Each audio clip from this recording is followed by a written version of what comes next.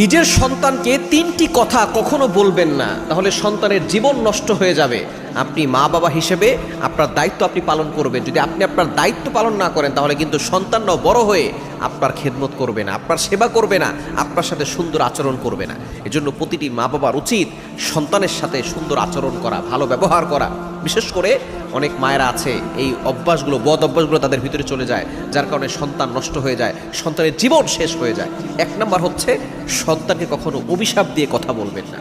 অনেক মায়ের আছে যেই মা 10 মাস 10 দিন সন্তানকে পেটে ধারণ করেছে, এই মাই সন্তান কোনো একটা অন্যায় করলে সে বলে তুমি মরে যাও, তুমি মরে গেলেই তো আমি শান্তি পাই, তুমি মরে গেলে আমি দুধ দিয়ে গোসল করে উঠবো। অথবা বলে তোমার উপরে ঠাটা পড়ে না কেন, আল্লাহর গজব পড়ে না কেন। খবরদার, এই ধরনের কথা কখনো কোনো মা বলবেন না, কখনো কোনো বাবা বলবেন না। সন্তানরা দুষ্টুমি করবে, ছোট বাচ্চারা দুষ্টুমি করে, আপনি এর দ্বারা কখনো বিরক্ত হয়ে এই ধরনের অভিশাপ দিবেন না। নারীরা এই অভিশাপের কারণে বেশি জাহান্নামে যাবে।